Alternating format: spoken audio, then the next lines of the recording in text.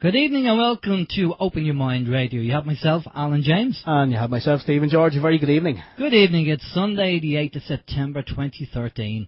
And the actual sun is shining and there's a blue sky where we are at the top of Walton's Mountain. I like it when the weather's nice. Yeah, and there's some clouds out there as well, reminiscent of chemtrails of days gone by. And scalar waves. Yeah. There you go. Good evening, everyone. I say, put my teeth in.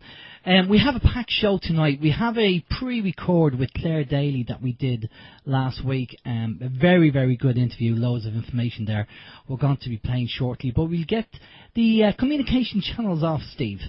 Okay, Mary, if Mary is lined up there now, she can tell us in our sultry voice how people can communicate with us on this fine Sunday evening. Go ahead, Mary. The communication channels are email info@oymireland.com, by phone 046 927 1212, and you can also contact us direct through the OYM chat room.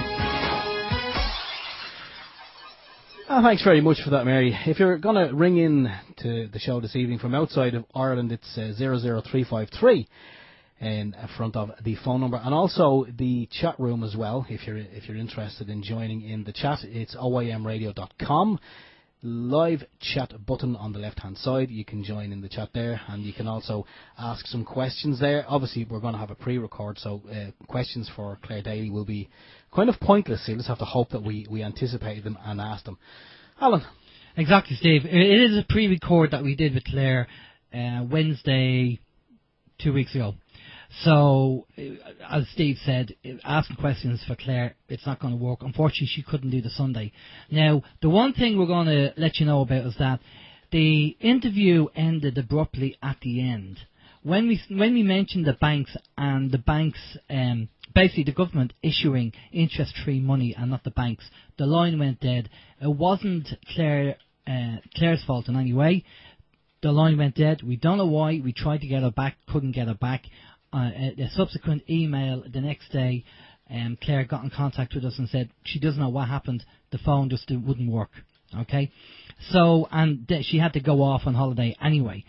So, but we did get a good hour and 10 minutes with Clare, and we asked her loads of questions, all relevant questions that are happening. So, tune in, listen to that. We're going to be playing it shortly. Very, very good interview. Before we do that, there's a couple of things that we're going to talk about now. We're hoping to have, after Clare, Ben Gilroy on the show. Ben's going to give us 20 minutes or so, just an update on the situation with Johnny Squires. Now, you've probably heard that Johnny has been released, but obviously it's like I won't say get out of jail free card. It's basically you pay the money to the warden and they release the prisoners, and it's all about money. So we're going to get more information from Ben live as to what happened there. But Steve's going to tell us about a gig from Michael Tellinger. Yeah, Michael Tellinger is a very good musician. No, he's not. But Michael Tellinger, yeah, he's going to be doing an event on the 1st of October in the Grand Social. The Grand Social. That's 35 Lower Liffey Street in Dublin 1. That's again the 1st of October. It's €10 at the door or $11.50 online. That includes a €1.50 booking fee. And you can also see links of listed online events for PR purposes at thegrandsocial.ie.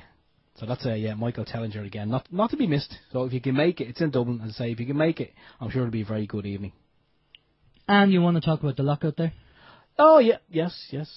Oh, I may as well. Yeah, it's going to be a lockout. It's the 100-year anniversary of the lockout, and that's going to be happening on the 18th of September. Not too far away, about 10 days away. I believe it's going to be on a Wednesday. It is a Wednesday, isn't it? I think we've had this Wednesday. I think it is on a Wednesday. It is a Wednesday, yeah.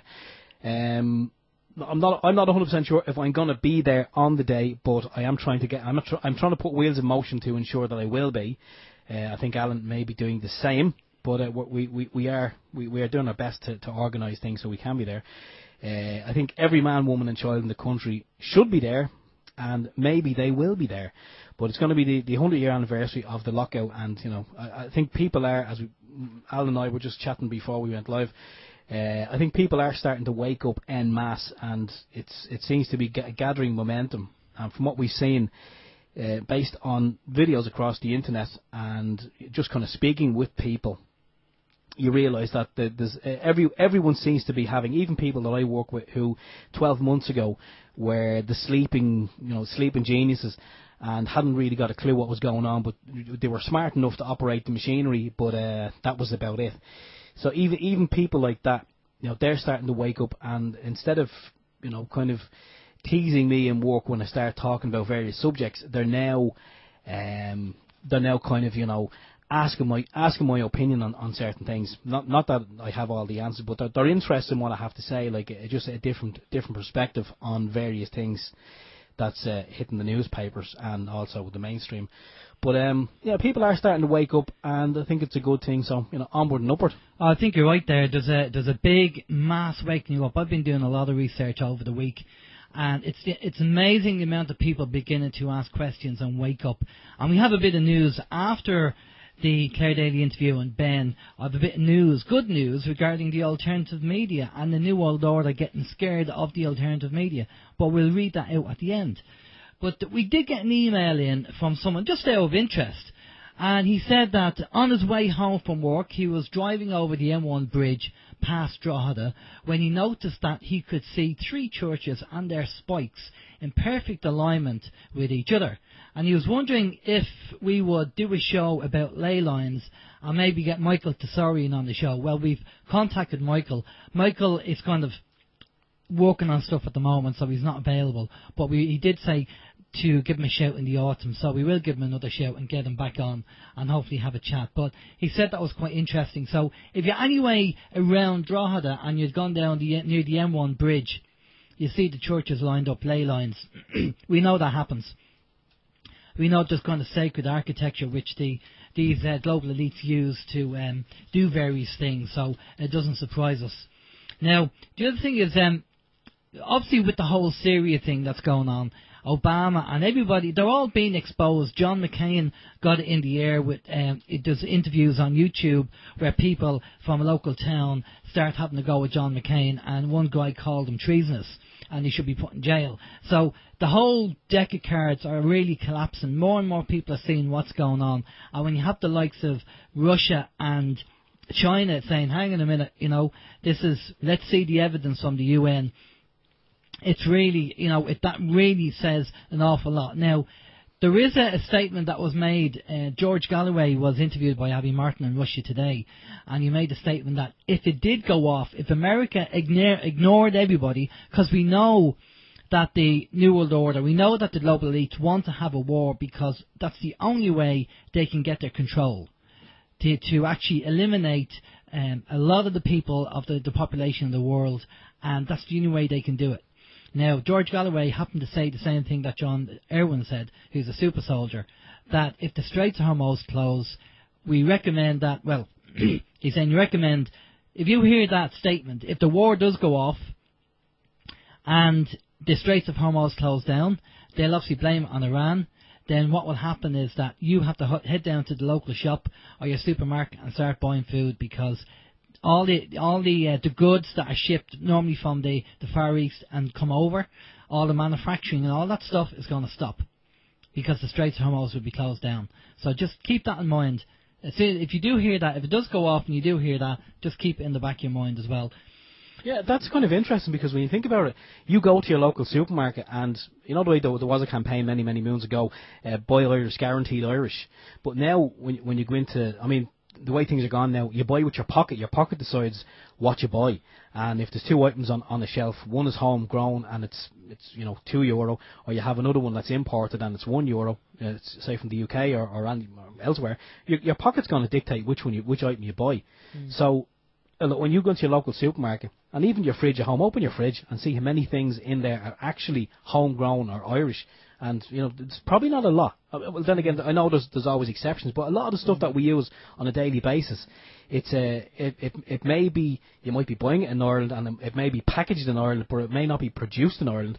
So therefore, it's definitely of a foreign origin. And if things do kick off and goods cannot be imported, it's amazing how quickly supermarkets will empty. And that goes back to something that we did say before, that if you can, just do a little bit of growing your own. It's not impossible. I think I've done it.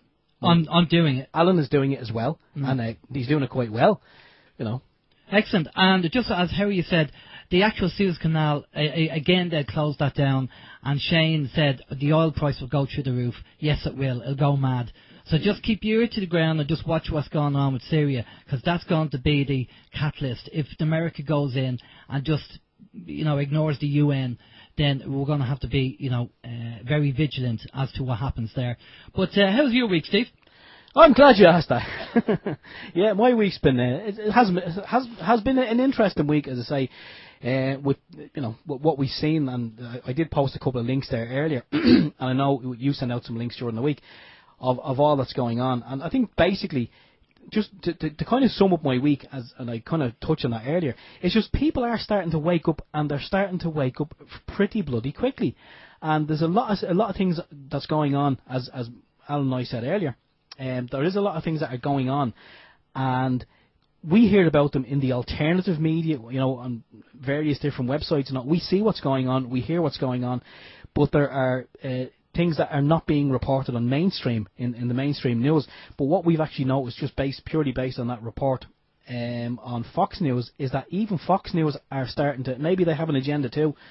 I'm sure they do, but even they're kind of drip feeding the real news and what's going on to people, because obviously they're even realising that people are starting to wake up at a fantastic rate, and if they see that there is things happening in the world and the local news is not reporting it, then they're not going to watch the local news. And if people stop watching the news or local stations, and people stop advertising on these local stations, then these local stations they'll crumble and fall. So obviously, to keep people on board and keep advertisers happy and the board of directors, they're going to have to start drip feeding the real news out there just to keep listening figures up.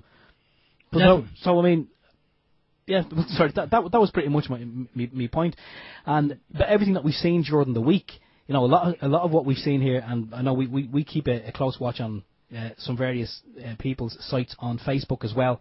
And there's a lot of stuff that's happening, and people are starting to wake up, and it is getting drip fed through the mainstream. But I just want to as well quickly just touch base on something that I seen earlier on today, and I was kind of sickened by it. And that's over here in Ireland we have a housing estate, and it was put up by a shower of cowboys, and it's been falling down.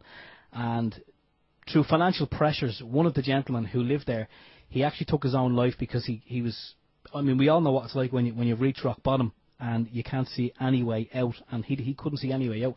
He took his life, and he left behind his wife. And it was just reported in the mainstream actually today, and also on other sites, that the banks are still chasing his wife. They gave her a lovely present of a letter recently to say that you still owe us 17 grand. I think it was 17 grand or whatever the figure was. But so there's actually a campaign now going on Facebook at the moment, urging people. I think it's a KBC bank, I think it is, and they're urging people to because that's what the bank did. They bombarded this poor man with phone calls and didn't give him a minute's peace. So they're urging people to ring up KBC Bank in the morning. I don't know what it's going to accomplish, but they want people to bombard them with phone calls just to let them see what it's like to be hassled. Yeah, exactly. To be angry. Yeah. Well, how's your week? Well, I'll quickly go through my week.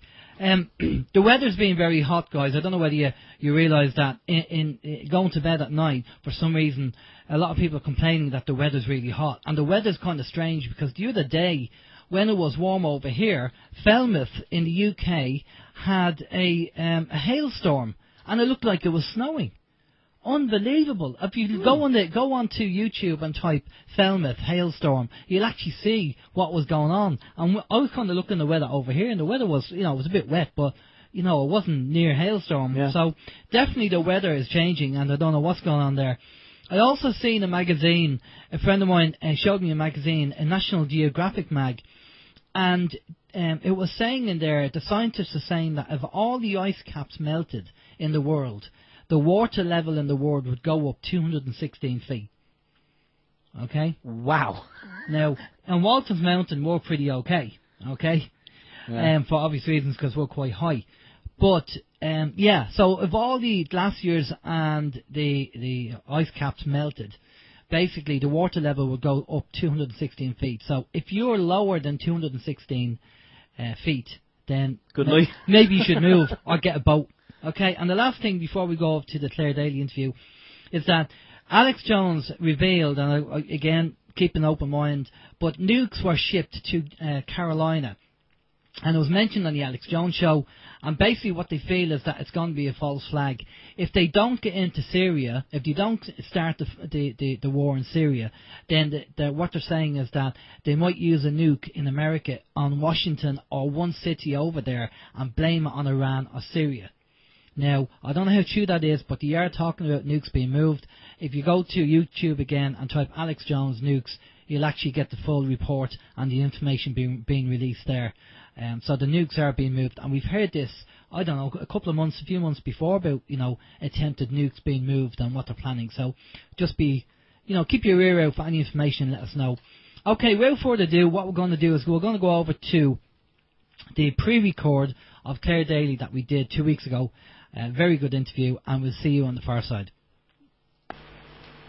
Okay, our next guest is a lady called Clare Daly. She's a TD in the Irish Dáil, and she's an independent socialist TD for Dublin North.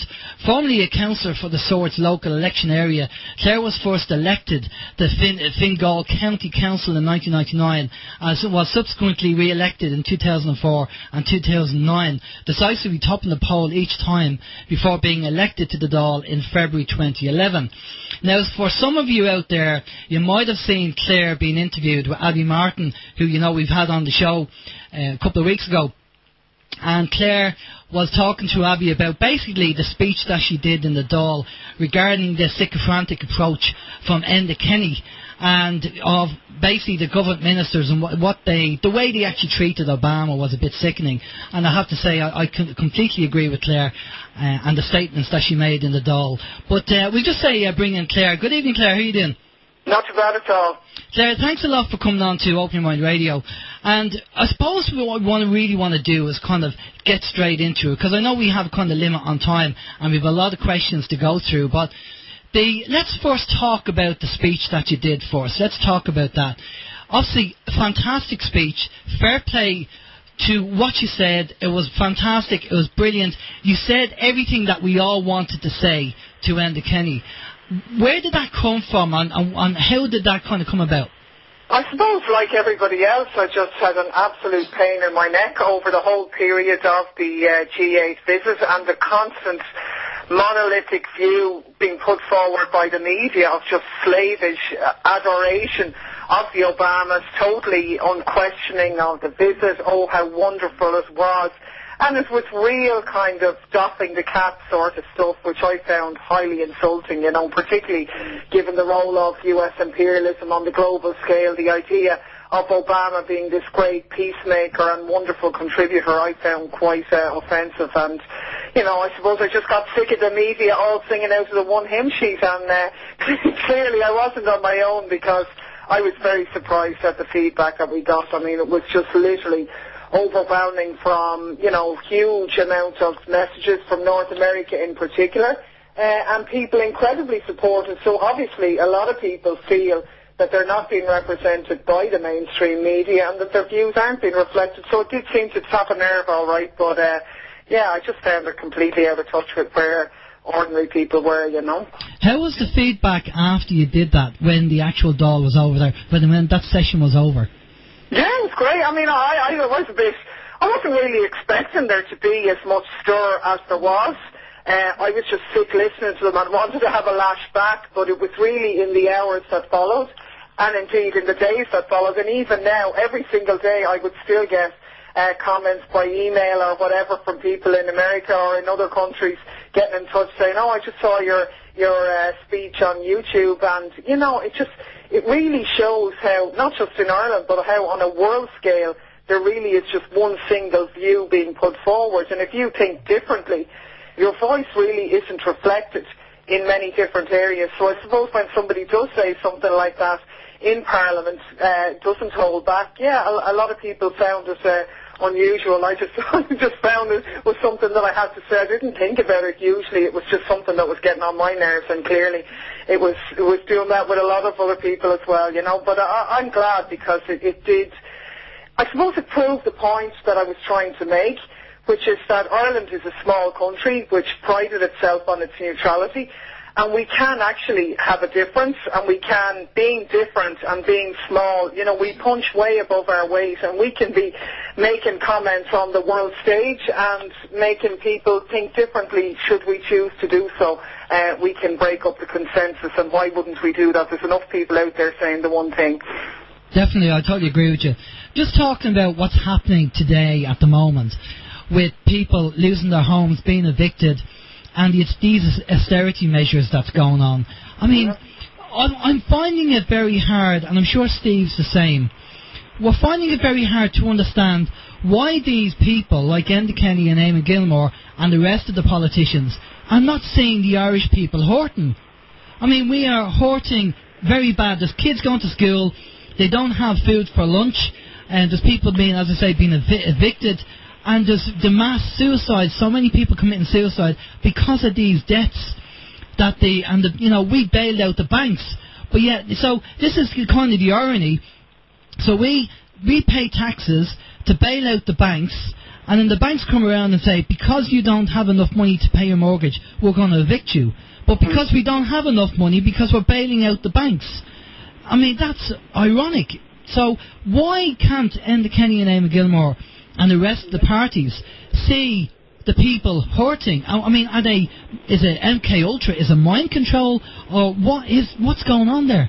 It's the 42,000 million question, isn't it, really? I mean, look, I don't know. You would assume that these people started out wanting to change things to the better. I don't think they're naturally evil or anything like that, or that they're doing it on purpose. But the only conclusion you could come to, really, is that they're so cut off from the real world that they mustn't really believe the scale of the problem that's out there. And you see, they are shielded. They're surrounded by civil servants. They're surrounded by a billionaire-owned media who sing out of the same hymn sheet, who tell them they're doing a great job, who peddle this myth that, well, maybe there's a bit of pain out there, but sure, it'll all be worth it in the end, and that type of nonsense. We're about to turn the corner, all of which is totally belied by reality and by the real experiences of people. But I suppose the only conclusion you could draw is that they must believe their own propaganda, which is a very bad mistake on their part, because,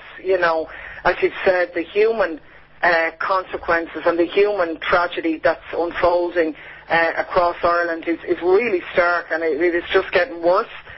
Clearly, in my experience, I think the amount of people whose homes are being threatened now, there's been a sharp escalation in that in the past number of months. There's no recovery despite the waffle in terms of jobs and stuff. So all that pain isn't even for any good purpose. In actual fact, by taking money out of people's pockets, which they plan to do again next month in the budget, they're actually going to make the situation even worse. So I suppose the only reason they're doing it is they must believe the nonsense that they're speaking themselves. They obviously believe their own PR. That's definitely, definitely a given. Yeah, I suppose, look, there's people surrounding them who have a vested interest in these policies being pursued. They're the people with the money, they're the people with the political influence, and they are the people who own and control the mainstream media. So they set the agenda, they tell the lads they're doing a great job, and I suppose they believe it. And from the point of view of the wealthy in this country, the government are doing a great job. It's incredible to think that they can't even see it. But they can't even, go on the streets and see what's going on. They just, as you say, they're actually shielded, and they have the yes men all around them by the sound of things, anyway, by the look of things, I should say. Okay, Steve, you have a question for Clare? Yeah, I was just wondering, Clare, we would often see Enda Kenny on the news or on a TV programme, and he's making a speech and he's telling us how good things are or how bad things are, and I often wonder, I mean, you've kind of cleared it up there with saying there are people around him who are telling that he's doing a great job, but when the camera stops on the Oireachtas report or whatever, questions and answers or whatever the thing may be, I mean, when the camera stops rolling and you're in the same room as Enda Kenny, does he talk to you as a normal person? Would he dismiss you? Would he ever kind of chastise you for asking him a certain question or attacking him in a certain way? Or does he just, would he just leave the room still believing his own PR and that he is the saviour of their country? Oh, I think really think he does believe it. I mean, I wouldn't engage in idle chit-chat with him. You know, he might say hello to you, whatever, and I'd be polite to anyone, but there would be no chatting. He did, I think it must have been after the Obama speech, or maybe it was after the one where I asked him for asylum for Edward Snowden. He kind of passed a little sort of a joke in the corridor on the way out, but he seemed to be more reeling from it rather than anything else. So, yeah, I think, I think they probably believe that the people who they meet on the streets who give out to them, they probably believe they're political opponents or their plants or something. And then they've all the civil servants telling them a great job, or look, these are tough decisions and we're doing the right thing, it could be worse, and all of that, you know. So, but I wouldn't be engaging in banter now with him afterwards, but clearly he does a bit of that with some of them, all right, for sure. It is amazing. I know they did a survey and they looked at the politicians in the Dáil. And I don't mean this to be anyway derogatory, but the survey came up with the fact that I think there was 3 TDs who are involved in being a barrister or solicitors, and the rest were either teachers or in the governing party at the moment, teachers or farmers. Now, you know, my background is corporate IT, and I'm used to work with corporate companies, and you get objectives, you get your objectives for the year, and you do your work, and you might get a bonus at the end if you do a good job, or you might get sacked if you do a bad job. And you have budgets to deal with, and you have to work within the budgets that you're given. Now, I'm seeing what's going on here in the Dáil. So they have a mandate, and they tell all these lies, and people vote for them, and then we have them in for 5 years, whether they do a bad job or not. It is. It's absolutely crazy. And as you say, so many of them, their life experience is totally unreflective of ordinary people. I mean, there's a lot of talk, and correctly so, about the lack of women in the Dáil, but I would always make the point in response to that. There's very few ordinary workers, if you like, in the Dáil, either, like, you know, who come from, say, a manual working background or a clerical background. There's very few business people really involved in another level as well.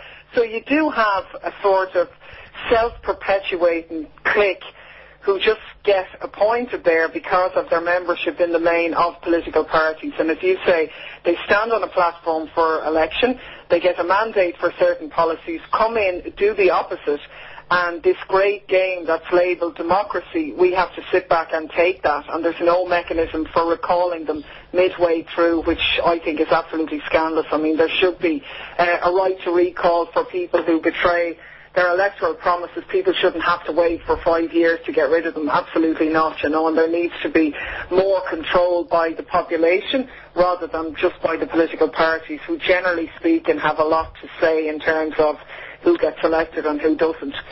Well, the problem is that it's not really representative democracy, because there's a party whip system. So you have the 4 or 5 at the top of the party make the decision, they feed that down to all the other TDs in the party, and that's it. So how is that a democracy? It's a crazy situation, like, you know, and I mean, you only have to look at it really. If you take the present Dáil, the most, I suppose, fresh Dáil, they would have said, with all the new faces, what was it, 80 or 90, a majority of first-time TDs being elected. But for most of them now, nobody could even name a fraction of them, because they sit on the backbenches and they do what they're told. They don't speak their mind. If they have a mind, I'm not sure. They are just there to do one thing and one thing only, to vote the way their party tells them to vote. And I'm quite sure some of them have been mortally embarrassed by, you know, U-turns and so on. But they still go along and play the game. And it's clearly not democracy in the sense of what people would believe democracy to be, you know. Well, here's the madness as well, which I find another maddening thing, is that you have these TDs and they're given their positions. So you might have one TD who's involved in responsible for, say, transport, and then when there's a reshuffle, that person is then moved over to the environment. Now, if I'm an IT person and I go into a corporate company, the boss doesn't say, or the CEO doesn't say, by the way, Al, we're going to now put you in charge of marketing.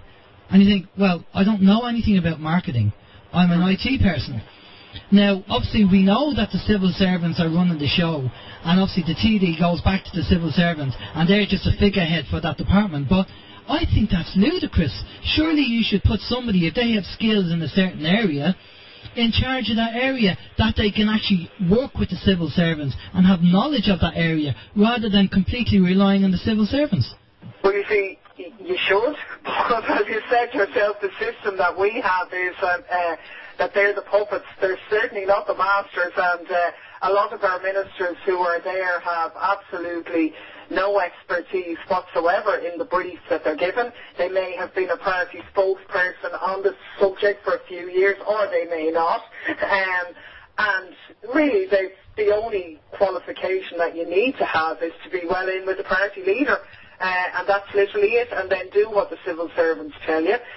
When you look at the amount of taxpayers' money that's given to fund the political parties based on how many of them get elected, the huge amount of money that goes in party leaders' allowances to the political parties, in extra staff resources.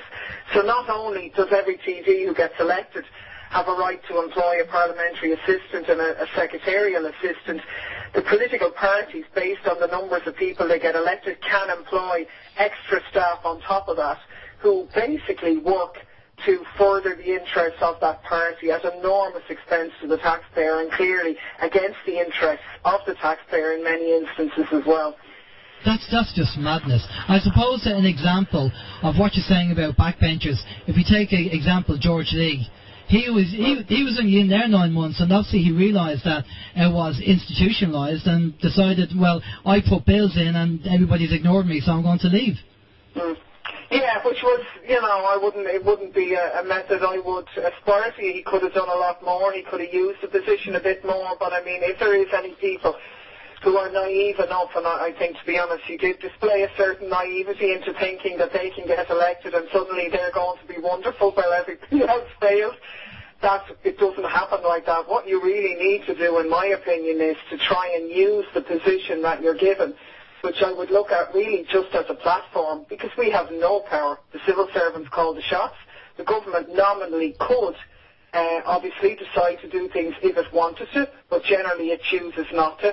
So the only thing you can do really, if you want to change things, is to use the platform and the opportunity you're given to air your views, to try and rally other people into, getting active and getting organised on the outside of the Dáil as well, because let's face it, it's really up against the government that a lot of change is come in, rather than because of them. It's in spite of them. A lot of the time they have to be dragged screaming and kicking, and the only way in which things will change is if more people become active, be it on the streets in protests over single issues or over the whole austerity regime. And really, I think all we can do is try and highlight what goes on and expose some of it in an effort to try and mobilise people, or get them a bit more enraged than they are, a bit more focused, although I can fully understand why people are demoralised and feel that they can't do anything at the moment. But until that starts to change, well then nothing will change really. I think that's happening now at the moment. But Steve, you have a question for Clare? Well, no, just when Clare was talking there about, I mean, I think every one of us can, we can understand that there are people in the background controlling the government, and that the people who we see out the front calling the shots, they are just puppets. Well, maybe a lot of people realise it, some people don't. Okay, but I mean, the picture, Clare, I've seen recently, I've seen a couple of pictures of this man, Pat Rabbit. Now, I get the feeling from Pat Rabbit that he's a nice bloke. I actually genuinely get a vibe off Pat Rabbit that he is a nice man. He looks like a typical grandfather. He looks like someone who he does. He this kind of, the way you look at someone and you get a feeling. Well, I actually get a nice feeling from Pat Rabbit. And when I've seen a picture of him recently, a couple of pictures, and he looked sad. He actually looked like someone who was sad. And then you read about this new broadcasting bill or act that they're trying to bring in place of the TV licence. Now, I mean, before, say, if you didn't have a TV, you didn't have to have a licence. And I mean, let's be honest about it, you don't have to have a licence anyway. There is no law that says you have to have a licence. We all know it's an act, and everybody knows that, and we're trying to wake people up to that as well. But he's now saying, or his department is now saying that it doesn't matter whether you have a TV. If you have any device at all whatsoever, any electronic device that is capable of receiving broadcast TV, then you will require the broadcasting licence. And whereby before people could say, well, I disagree with that. And this is going back to the whole property tax thing. If you disagreed with something, we all know that getting out on the street and having an L protest it's great at the time, it's great when it's being organised, and it's great when people actually go out and do it and take part. But with the Irish people, we go out, we have an L protest, we stand our ground. Well, we walk up to the barrier where an Garda Síochána saying, this is as far as you can go, lads, and we go, all right, fair play, thanks very much. Well, we're 100 yards or 300 yards away from the Dáil, we want to be outside the Dáil. No, sorry lads, that's as far as you go. So we stand there, have a rant and a rave, walk around with the placards, someone there with a loud hailer, what do we want, blah blah blah, when do we want it now, and all the sort of carry on. And an hour later everybody goes home, and there may or may not be some representation of that meeting in the newspaper, and whatever amount of people were there, the newspaper will always report it as, probably 10% of what was there. But I believe, say, whoever's controlling Pat Rabbit, what they're now saying is they have the ace up the sleeve with the revenue, because that's how they got the property tax. They're actually taking away our right to protest. Well, they're not taking away our right to protest. They're saying you can have an L march in the street, doesn't matter. We've got the revenue on board. That's their strong arm. That's our ace in the hole. So I think that's an important issue in my life now at the moment. I think I'd love to hear your thoughts on that, because I know that they can bring in this bedroom tax that they have in the UK. That's coming down the line here as well. I mean, people say, no, it's not, but we know it is. And there's probably loads more taxes that we haven't even dreamt of, but there's some civil servant there somewhere. At night, he's busy at night, he's waking up at 2 o'clock in the morning with great ideas, and he's writing them down, and there's loads of more of these taxes going to come down the line. And when we say can't pay, won't pay, they go, don't give a shit, couldn't care less. Sorry, I shouldn't have said that, but we'll just take it out. Are you working? Yeah, we'll take it out of your wages. Are you on benefits? We'll take it out of your benefits. They're going to get it out of you some way. What's your thoughts on that about the government or the I think there's so revenue? many issues there, and I think they're huge, and there's no doubt I completely agree with you that as time goes on, we are going to see more and more of these cell charges. Look, I don't know what Pat Rabbit is like personally. To me, he comes across as incredibly arrogant, and actually it's funny, but we find that the Labour TDs are the ones who, in their mannerisms and their behaviour, are the most distant and rude, maybe. In my opinion, that's because they got elected on a platform of promising to be the softer option, to cushion the blow of Fine Gael, to stand for something different. And I think they know that they, more than anyone else, have betrayed their electorate, so they're kind of defensive about it, and kind of display that in an arrogant way. But this broadcasting tax, along with all of the other measures, is just another stealth charge to bleed ordinary people dry. And as you say, as long as they think they can get away with it, they'll keep doing it. And one of the new tactics, because the opposition to the household charge was so determined, that they gave revenue the power deducting this at source, and they obviously succeeded in doing that. One of the reasons probably, though, why they were able to get away with it is because of the way in which they broke it down. They broke it down, it was a half a year this year, you could spread it out. They allowed people sort of register or listed people at the lower end of the scale. I think as that begins to get bigger, people will react more. Now, if you say they can take it out of your wages, so all the reaction you like isn't going to stop it. However, I think people will just, get their revenge in a different way. I mean, for example, if say next year they come and take the property tax in one fell swoop, they put off the water charge until 2015, because they realise, I think, if they had that in place next year, that might be the spark that tips people over the edge. But even taking it out of your money, what a lot of people will do, I know a lot of people are already struggling to pay their mortgages and can't pay them anyway, but a number of people who are paying them will say, right, if you're taking this money off me this month, well, the banks are going to have to wait for it, or someone else, because you can't get blood out of a stone. And I do think that it'll go into the melting pot to contribute to the anger that people have. But you're right, demonstrating on its own is not enough. People have to keep it up, and they have to take it onto the political field and fighting the living daylights out of these people who got elected and betray them. And the best way of people doing that is by being a lot more active themselves, not just on a one-off protest and then going home after an hour, but keeping it up. And I suppose the proof of that is the campaigns where they have been forced to do a U-turn. Some of the disability cuts, they've kept their hands so far off the old age pensioners, and there's some of the education cuts they've been forced to reverse them. Now, I'm not saying that's near enough, of course it isn't, but it gives you a glimpse of the fact that at the end of the day they are afraid, and if people woke up a lot more, the government would have a lot more to be afraid of. Definitely, I think that's a good point. Go ahead, Steve. No, I mean, don't get me wrong. I mean, I'm all for, and I think it was Alan who, Alan didn't coin the phrase, but he did say it a couple of weeks back on one of our shows, that it's not that we don't want to pay, we don't want to contribute to the running of the country. I mean, we all do. I mean, we know the country. We need an administration. We all know that the country, the needs of the country, it has to be run like any business, I suppose. We need administrators. But the whole thing is, I say, we all are in favour of paying our fair share, or paying what we feel is adequate to do what needs to be done. One of the examples they use a lot is the example of Europe, where some taxation rates are higher, but the services people get back are enormously better. Exactly, so people don't mind paying at a local level or whatever if they're getting good service for that. But when you have situations in Ireland like where recently, even at council level, we see county managers retiring on six-figure sums to 300,000 of a lump sum payment, an annual pension of, twice or three times the average industrial wage, for presiding over councils that are now broke and cutting back all services. People kind of go, hang on a minute now here, do you know what I mean?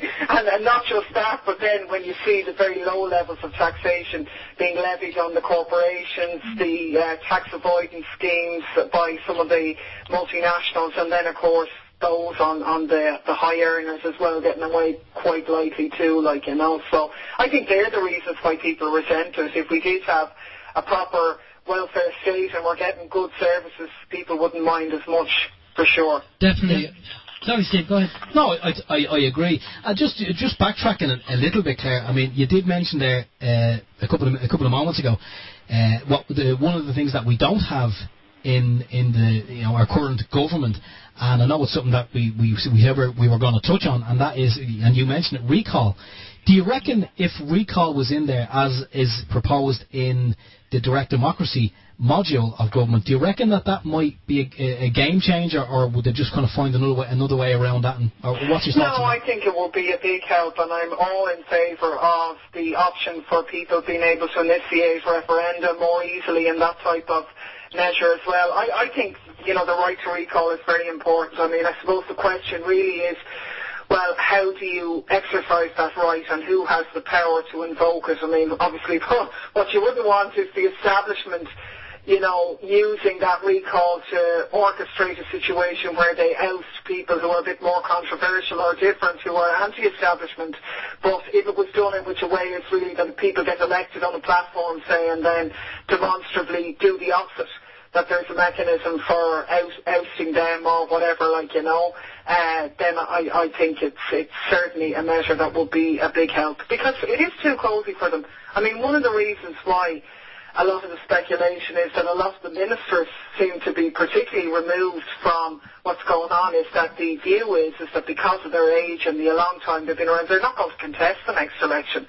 They really don't care, because nobody is going to call them to account whatsoever. And I do think that there needs to be facilities in for touching the political pensions as well, because it's not just that they might lose their seat come the next election. A lot of these people are looking forward to very nice, comfortable pensions against the backdrop when ordinary people's pension schemes, both in terms of the state pension but also workplace pensions, which people contributed to all over their working life, are going to the wall. So I think measures there that would allow them, the electorate or the people or whatever, get their hands on poorly performing TDs, pensions and payments, as well as a recall mechanism, would make a difference. Yeah, I think it would. Well, I think one of the things, and we've said it on the show before, Clare, is that the way we feel about it now is that if a politician, say for example, a new party gets elected, say for argument's sake DDI get in, okay, and one of the things I'd love to see is that whatever minister was working at the time or involved in government, say the 2008 the bank guarantee, right?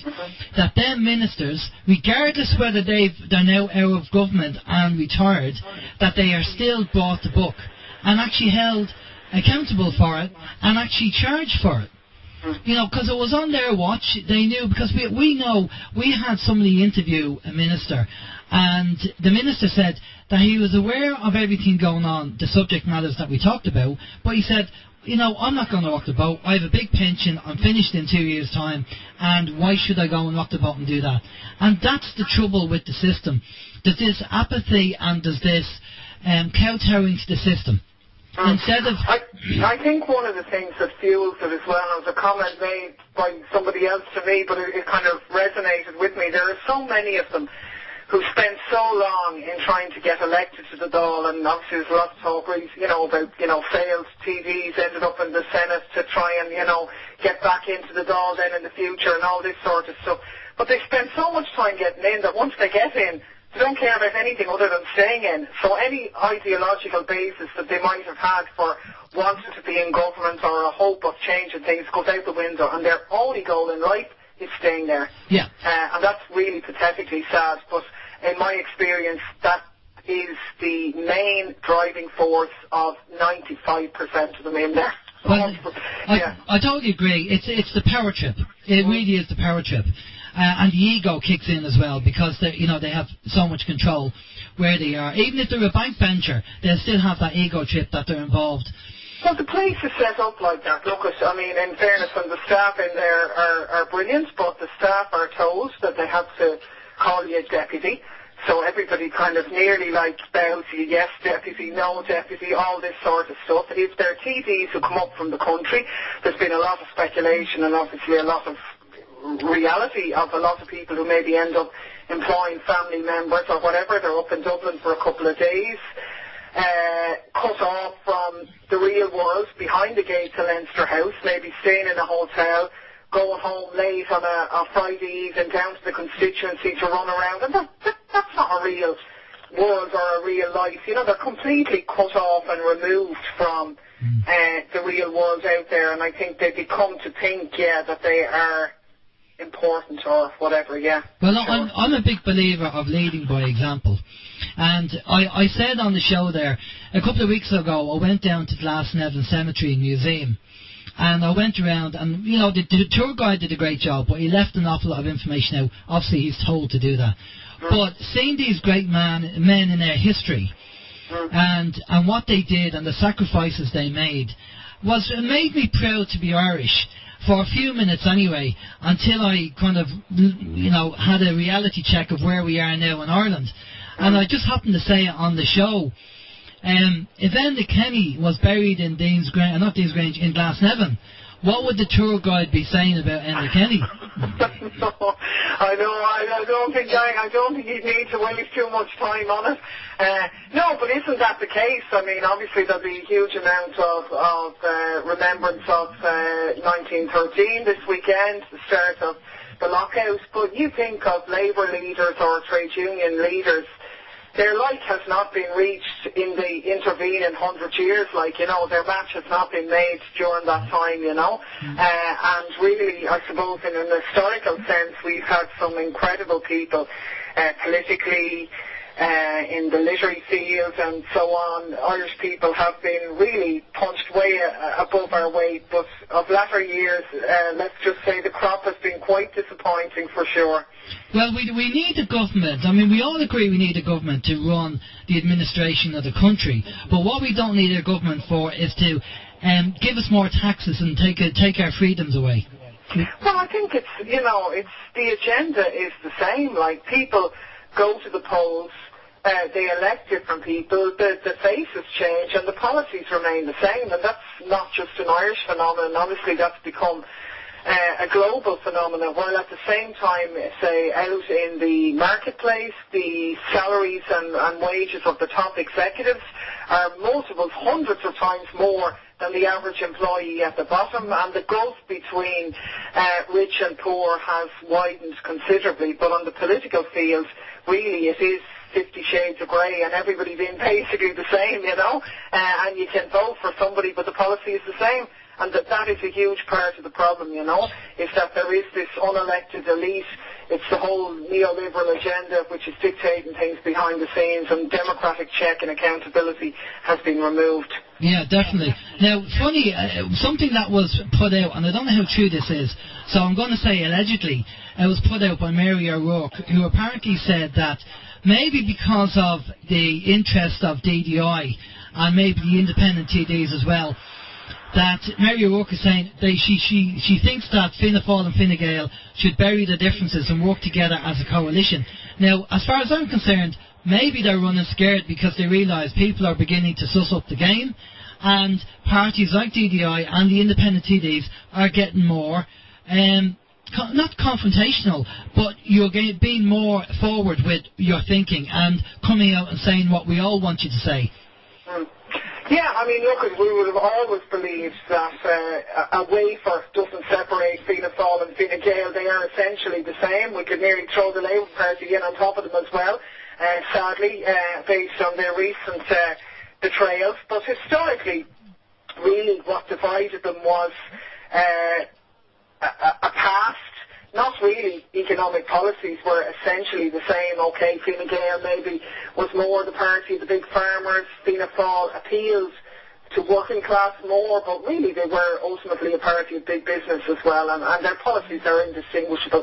And really, I would have said all along that the likes of the Labour Party should have stayed out of government and forced the other two together, because they are essentially the same. And if they had done that, it would have given a space for developing alternative politics, maybe in the way in which the social democracies throughout Europe would have developed in the post-war period, where you had more, big parties like the Labour Party in Britain or the Social Democrats in Germany and so on, big parties with big votes. Instead, in Ireland, we had a sort of a different type of development because of the Civil War. But, yeah, I think she's right. They are the same. They should stand together, and maybe after the next election, that would certainly open things up a bit, I think, if they did come together. But there'll probably be a resistance to it for the next while anyway, But, I think it'll happen someday for sure. I think there will be a big resistance. We are going to talk about direct democracy, but we're going to talk about that later on. We do have a few questions for you now on topics that people have asked us to talk about, and experts we have got on the show to talk about it. So we'll just, I don't know whether you'll know about this information, but we'll talk about it anyway, and we'll see what comes out from it. The first one is obviously fluoride in the water. I'm going to pass this over to Steve, because that's his more bag than my bag. So over to you, Steve. That's my bag, is it? That's your bag. That's your bag, baby. Very Austin Powerish of you there. Do you know what? I could start talking about all about the fluoride and all this carry on, but I'm not going to, Clare, because everyone who listens to the show knows about it, because I kind of get on my soapbox every now and again. But what's your thoughts on it? I mean, we all know why we think it's there, and some of us know why it's there, but what's your understanding of it? Well, I have to be totally honest that this is something where my views have changed on, and maybe, 5-6 years ago I was maybe a little bit sceptical about some of the claim. I went along with Asher, hasn't it done us all great, there's less people going to the dentist now, Asher must be fine.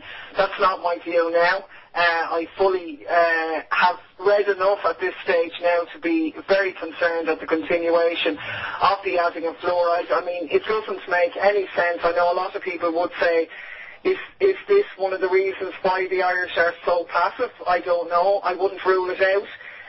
But even on a simple fact that it costs about 4 million annually for nothing, not for nothing, for probably considerable damage, there's no justification for it whatsoever. And I mean, I know Sinn Féin have drafted legislation on it. They haven't used the facility of actually introducing it, which I think they should.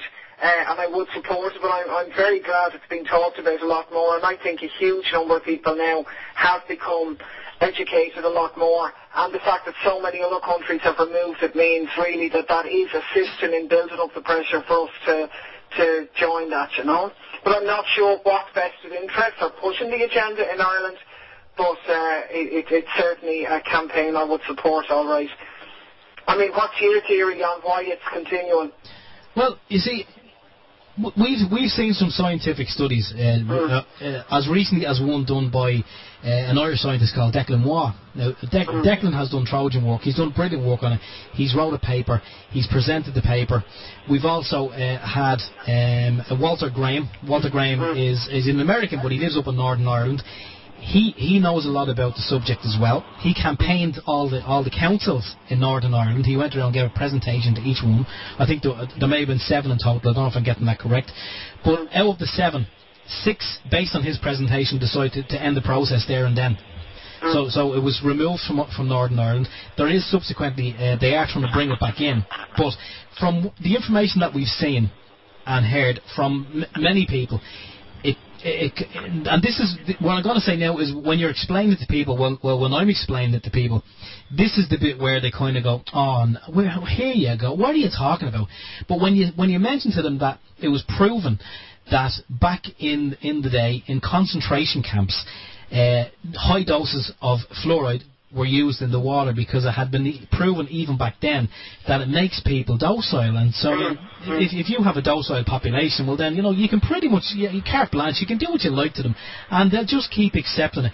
And you know, when you look at the prisoners back then, you know, from what you hear, they were kind of all locked up, and they just, you know, they accepted what turmoil their lives were thrown into, and it's pretty much carbon copy of the Irish populace today, you know. Yeah, and I certainly wouldn't rule that out. Absolutely not. You know, I know as you say, people kind of go, oh, for God's sake, you know. Yeah. But at the same time, when you look at the other side of the argument, that there's no financial justification, there's considerable medical risks, it's been removed in other countries, well, you can stand the air and say, well, what's the reason for keeping it? And that is certainly a reason that sort of makes sense when you look at how much people have taken, really, you know. So I suppose all we can do really is put a huge pressure and campaign behind it to try and get it taken out, and then maybe we'll have a rebellion again, which will be badly needed for sure. I think so. Well, they say 98% of Europe is not fluoridated. So there's only 8 countries in the world apparently that has fluoride. Now, the one thing about as Walter Graham would say, you know, alongside what Steve said about, you know, years ago in the concentration camps, why is the government putting something in our water without our permission? That's the question. Forget it, you know, okay, we can talk about what happened in the past with fluoride, but as Walter would say, who gave them, the government, the permission to medicate or put this chemical in our water without asking our permission?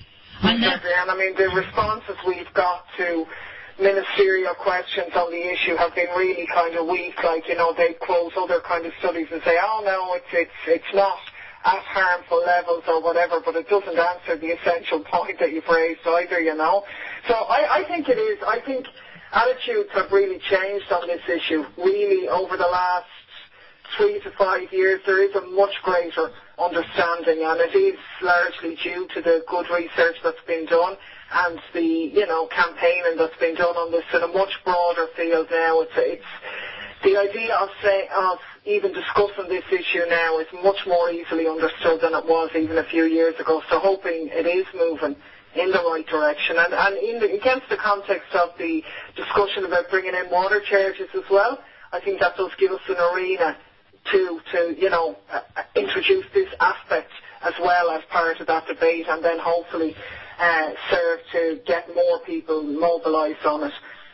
Yeah, so they want to put water meters in so we can be charged for poisoning ourselves. But yeah, I reckon. Where would you get it? Yeah, yeah. I reckon that. But it's literally like that. But I mean, we've had a number of meetings already opposing the whole water charge area, and it is, like mentioned, fluoride at them, because it's not just that. I mean, there is the whole area of a lot of the meters that they're bringing in as well are smart meters, which operate in terms of microwave radiation and that as well, and there's obviously serious health concerns about some of them too. So, you know, when you add all of those things into it and you see how much money they're spending to put meters on which don't do anything other than measure the water, isolate the supply and tee it up for privatising it later on, you kind of go, you know, this agenda is actually scary. But I mean, on the other side of it, you look at countries like Bolivia, which people thought, oh, you know, things will never change, but it was movements around water and opposition to water privatisation that actually caused a complete and utter change in government and, if you like, woke people up to radically alter the direction their country was going, and maybe that'll be the spark in Ireland as well, who knows. Yeah, well, let's hope so. But my only concern is that, you know, with the Irish people being already conditioned with the fluoridation, it's sad to say, but I actually get the feeling that we can keep protesting, but unless everyone wakes up, the whole country wakes up and makes a bloody good stand about it, we won't make headway will not be met, because I reckon that they're leaving it in, as Alan said before. Ireland is like a template, and they'll just keep doing things to us as a template, and if we accept it, then they'll do it to other countries, and when other countries complain, they'll say, well, look at the Irish, they accepted it, and you know, so they should be your role model, and then blah blah blah. Absolutely, and look at you, there's no doubt, like, you see things happening, you kind of go, when will things change? Will people en masse rise up? And there have been obviously a number of attempts by people to change things, but they haven't been sufficiently supported.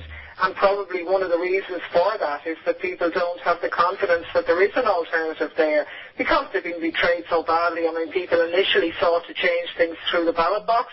That turned out to be a bit of a disaster. They exercised their votes, got rid of one share and got another share that were called something different and did exactly the same. So I think we're still kind of reeling from that. But yeah, I mean, unless people do sort of look at the choices, you can hope things will get better, but they're not going to. The only way in which they'll change is if more people get organised on a much more systematic basis. Well, where else would you get it, Clare, where everybody votes no on the Lisbon Treaty and you go, no, you got it wrong, we're going to ask you again. Because this is a democracy. This is a democracy. Yeah, that's it. Okay, let's go to the next subject, because we're watching the time, so we've got a few questions here for you, Clare. Sure. The next subject is, we've had a number of people on the show. One of our very own ladies is a lady called Bernadette Bowen. I don't know whether have you heard of Bernadette Bowen? I'm not sure, possibly not. Okay, Bernadette lives in Dublin, and Bernadette was diagnosed with cancer twice, breast cancer twice. Now, the second time she got diagnosed with it, she decided, you know what, I'm not going to go down the chemo route. I'm going to try and fix and sort this myself. And she did successfully. And now Bernadette has books out and she teaches people what to do. And she's obviously fighting against fluoride and trying to wake people up to healthy food and away from the poisons in the food like the MSG and the aspartame and things like that. Now, we subsequently have interviewed more people and researched this regarding cancer treatments, and off the top of our head we can give you 6 cancer treatments that don't involve any pharmaceutical products whatsoever. The latest one that we're talking to was a chap called Ricky Simpson from Canada, who uses hemp oil, and he has fantastic success in curing people. And I'm saying curing, not remission, curing people of cancer. And the latest case that we heard was a lady down in Wexford where she was diagnosed with lung cancer, and she took the hemp oil, and within 3 months when she went back for her scans, the tumours were gone and cancer was gone. Now, we've heard so many positive, good stories regarding medical marijuana and different treatments that don't involve pharmaceutical drugs, but yet, for some reason, guess what? The government aren't interested. I wonder why.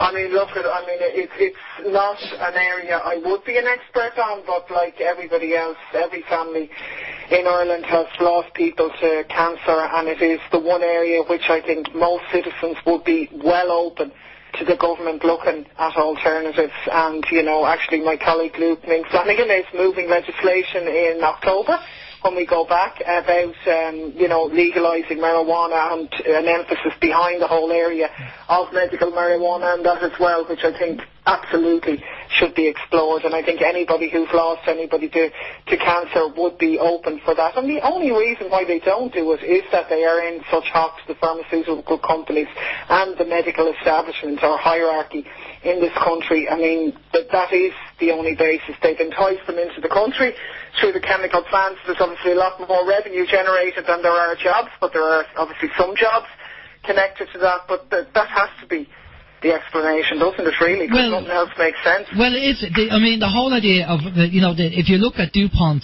and the whole history of hemp and how it all started, I mean, up to the late 1800s, you could use it and they were giving it out as treatment, as cures. And even Henry Ford made a car out of hemp, which is stronger than aluminium, but they made this, again, brown envelopes, they made it illegal, and they gave it a Mexican name called marijuana. Now, if you look at, there's so many benefits. See, marijuana, as you know, in hemp, is a plant, and you can't patent the plant. And of course, pharmaceutical companies aren't interested in that because they can't make money with it. Now, even if the Irish government wants to turn around and go, you know what, let's do this on a test basis. Let's just allocate some funding. Let's do a trial on this for a period of months. Let's get terminal cancer patients and let's try it, because we've nothing to lose, because if it does work.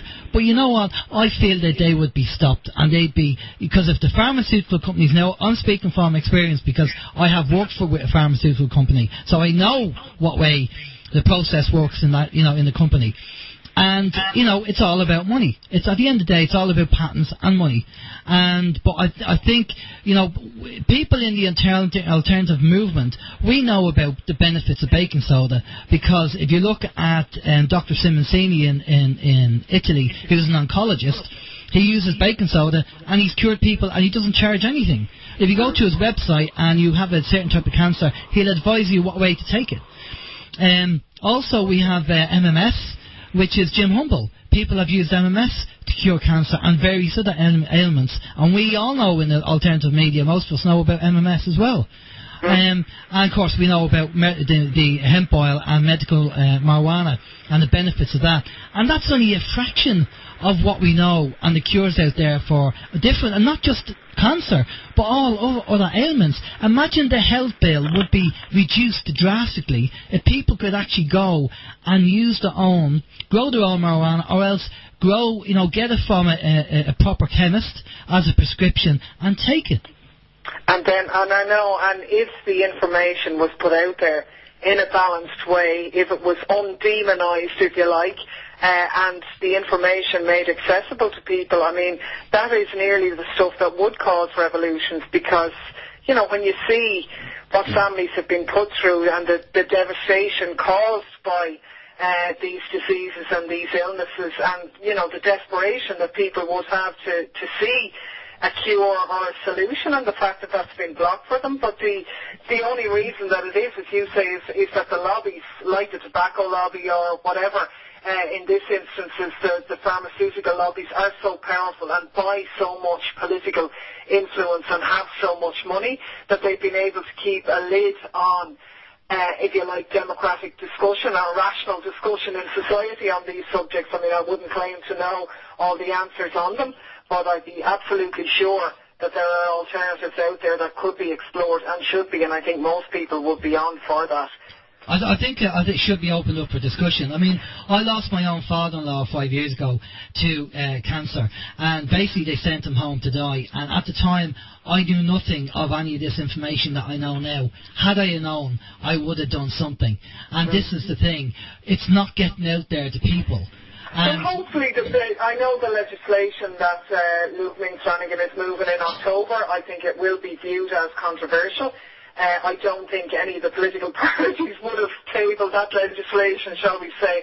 And it's going to give us 3 hours of dull debate where these issues are going to come out in the public domain, and it'll be very interesting to see, do the mainstream media totally ignore it, or will they be forced to reflect it somewhat? I think they will, and I think he's looking at a number of initiatives to try and mobilise a lot of people who've become educated on the topic, because like yourself, I would have, my own father died of cancer, we wouldn't have had a lot of the knowledge. I still don't, but I know enough to know that people would love to have it if they could, and would be very open to have all these avenues explored. Definitely, because, to be honest with you, because we've interviewed a lot of the people who have been dealing with this and actually cured people and get them what they need to, cure family members of cancer, we'd be more than happy to pass you the contact details of these people, and you can speak to them direct and speak to the people who've been cured of the cancer. Excellent idea. Well, look, I think we should definitely exchange contacts in advance of this Dáil debate in, I think it's around mid to late October, and it would be very good even for your listeners or people to begin to rally around and put pressure on the politicians while the debate is going on as well, so that at least we begin to bring some of these issues into the public domain, and then all of the families out there who are suffering begin to at least realise some of the benefits that can be accessed. And one of these actually people that we have had on the show is a lady called Dr. Lorraine Day. She's an actual trauma surgeon, ex-trauma surgeon in America, and she is brilliant, isn't she, Steve? A really brilliant woman. Absolutely, yeah. But she's a qualified medical doctor, and and she'll tell you not just all about the cancer, but the whole kind of psychology around it and what you need to do. As I say, Bernadette Bowen is one of our own, based in Dublin, and she's experienced it and has been helping and healing a lot of people with different ailments, not just cancer. And Ricky Simpson. There's so many different cures out there, but we could go on probably half the night with that. But we'll go on to the next question anyway. And something that you did touch base on earlier on regarding the smart meters, but another thing it's a kind of pet subject on myself and Steve, because myself and Steve are kind of involved in communications, and we have a good knowledge of communications. And this Sunday we have Barry Trower on, and Barry Trower is going to he's a scientist in the UK, he's an expert witness, he's in his 70s, and he was trained by the UK government in microwave warfare, and he's classed as a #1 expert witness. I mean, this guy really knows his stuff. Barry has just released a report, a 17-page report, which I'll send over to you, Clare.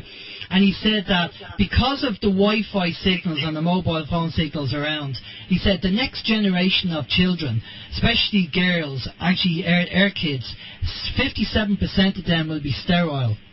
Okay? And because of this technology, and it's genetic, it will be passed on to the next set of kids. Now, I'll send you that report over. Now, we know about, as I say, this technology. Now, Pat Rabbit, recently the government signed a contract with the 4G network for $850 million. So there will be no interest from the government, or Pat Rabbit in particular, to turn around and tell you how bad Wi-Fi and mobile phone masts are, because they would... the litigation alone, the lawsuits alone, and this technology is so integrated into our society that it would be impossible to pull out. I even tried addressing it in my local school, and because apparently the government, I thought the government had approved this technology, but according to Barry Trower, who's an expert, he said the government, it was never approved. This technology has never been approved. I mean, as I say, information is coming out about all of these technologies, which is absolutely frightening, and maybe the enormity of the situation sort of paralyses people's minds or something, I don't know, but, even the chief medical officer in Ireland previously would have warned about, where mobile phone masts were sited and all of the earlier stages of microwave radiation and so on. But now that we're into 3G and 4G and all that, it's much more serious territory. But as you say, the government's record in promoting even a precautionary approach on all of these things is non-existent, because they are, in the same way as they maybe use schools and clubs locally to site masts, and it's in their financial interest to do that, they get money back or whatever. On an overall national scale, they're the same. They are in hock to these companies, and they don't seem to take any of the health concerns that seriously. And obviously these companies themselves purchase so-called medical reports that would refute what independent experts would be saying as well, because they've a vested interest to do that, So it is a complicated area to break down, and tragically, I suppose some of the consequences won't be realised until into the future, as you say, into the next generation. But I would take very seriously any warnings that came in that regard. Well, Barry Choa's report, I'm just trying to remember the title of the report, but it's something like thalidomide for the next generation. And we all know what happened in the 60s regarding the thalidomide drug. With children. They haven't even sorted yet. They haven't even sorted that out now for the remaining victims that are there. But yes, exactly, all the women were told, they were doing the right thing. This was the best drug you could access, and look what happened there next. And was the government, was it not suggested, bandied about there last year, that maybe because of all the suicides and the depression in the country, that it was thalidomide, wasn't it? They were talking about putting that into the water. I don't know. There was something. I think there was something said, but I don't know for definite. But I know what you mean. There was something mentioned, probably, in passing. We also had a chap on their show called Jerry Flynn, who's also an ex-captain in the military in Canada. And Jerry's trained in microwave warfare, but a different section. And he's in the 70s. He's coming out of retirement because of the smart meters. Now, that's a concern as well, because not only is it a concern for the health of the people getting smart meters on their house, but it's a concern of privacy and data protection. Yeah, this, isn't it, and in this age of all the revelations of, mass surveillance and so on, the involvement of private companies in that, people should be worried. I mean, I'm only surprised that they're not more worried about it, to be honest, But yeah, some of the studies would equate some of these smart meters to, serious levels of radiation, and then, as you say, an intrusion into people's privacy as well, in the sense that you don't know what information is being accumulated, but that's an issue that people should be concerned about in an overall sense anyway. Definitely, because I don't think people realise this, that the smart meter is not just a signal. Now in America, there's some states that had them put in and they're now being taken out. Some of them had gone on fire. They just kind of exploded. Now, there are certain things that we're saying to people, but imagine the government's turning around to people saying, if you don't have a smart meter, we're going to fine you €5,000. I mean, I find it hard to believe that they'll get away with that, because there's no doubt people are going to resist meters going in many instances as well, and there's certainly people who will object to a smart meter, and it would be hard to see how they could compel people into accepting them. But what they will try and do is say, well, okay, you needn't have one, but as you say, you're going to pay more if you don't, and try and in that way intimidate people. Well, there is a group of doctors over here. I don't know whether you're aware of this, Clare, but there's a group of Irish doctors that have got together and are actually telling people about they're concerned about the Wi-Fi in the schools. And I seen this letter, and I thought, that looks like it could be easily photoshopped. I'm going to ring one of the doctors on this list. And I actually rang one of the doctors, and he answered the phone, and I said, are you one of these doctors in the group, and blah, blah, blah, blah. And he said, yes. And he said, I'm happy to come on your show and talk all about it. So, even medical doctors are saying, hang on a minute, we're concerned about the Wi-Fi, but trying to get this over to the government and people who are, again, they're lobbied and it's all money, and that's just the way it works, and to hell. And this is such a blatant disregard for people's rights and people's health.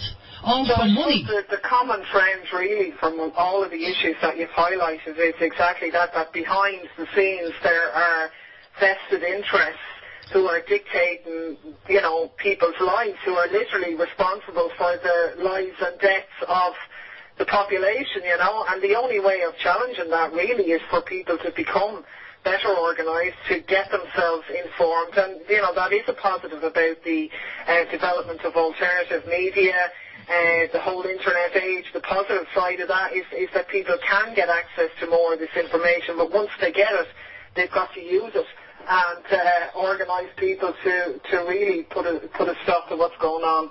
But they're up against very powerful lobby groups who stand to make a lot of money and who therefore will put up quite a fight to hang on to the wealth they have. Exactly. Steve?